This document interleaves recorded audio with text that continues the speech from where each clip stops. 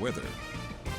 Here's that look outside over Rexburg. I was asked yesterday whether we're seeing a lot of cloud cover moving over with the smoke or if it's just smoke up there, and the answer is that it's mostly smoke. We're going to see a few clouds here and there, but on what would otherwise be mostly sunny days for the next several days, we'll continue to deal with haze just about like this, with continued warm conditions here. Temperatures even in Rexburg up into the mid 70s, looking at just an 8-mile-per-hour breeze. Nothing too horrible out there.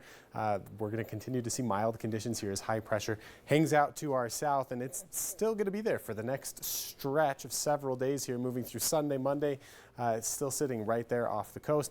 Eventually, we'll start to see a little bit of movement here, but it's going to be slow even through Tuesday, Wednesday, into Thursday. We've still got high pressure built up here. Eventually, as we make our way into next weekend, we'll see a cold front approach that will finally cause a little bit of a shift in the weather. In the meantime, so long as we have that high pressure to our south, the smoke also continues to circulate over our area from Northern California. So again, that haze is going to be a continuous factor in our forecast so long as those fires are burning in California, and so long as we see those high pressure systems that tend to circulate that air right into our area. Here's a look at your highs for tomorrow. Still looking at some 80-degree temperatures out there in some spots like McCammon, Malad, nice and warm 70s all throughout southeast Idaho, with overnight lows dipping into the 30s for Soda Springs and Montpelier, but many of us still not even seeing a frost during the nighttime hours, even into western Wyoming, keeping things pretty warm overnight, especially because we're into October now.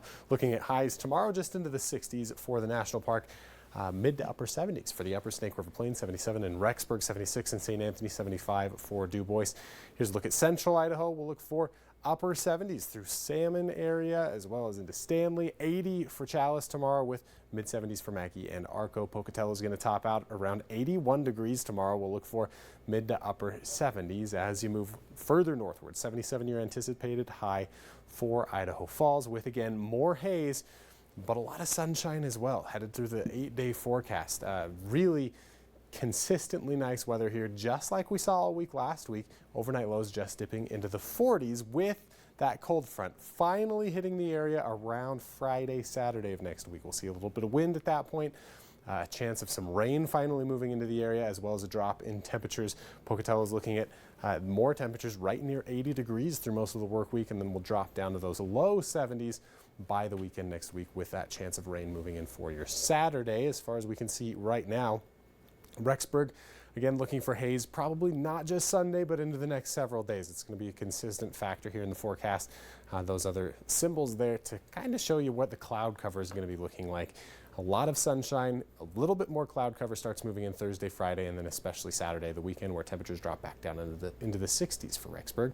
Blackfoot will look for some mid 70s through the week. Looks like tomorrow is going to be the hot spot with those 80-degree temperatures like we saw on the flyby forecast.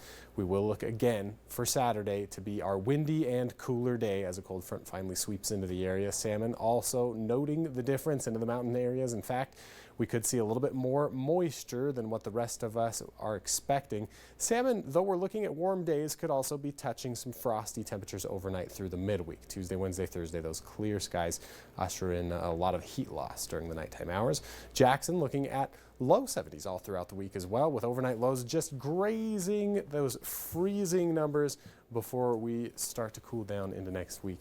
Then I expect we'll see some colder nights, maybe more potential at that point for some deep frost, but a long stretch before we get to that point with very nice conditions all throughout the region. Emma. All right. Well,